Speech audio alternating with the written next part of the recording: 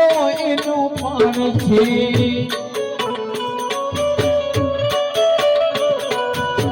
ઘરમાં બેઠેલા તમારા ભગવાન છે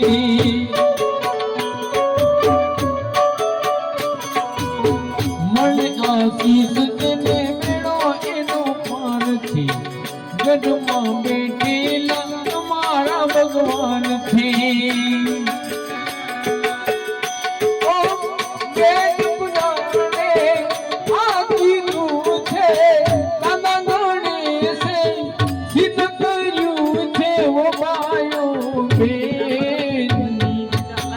બાપ દી મોટું વાત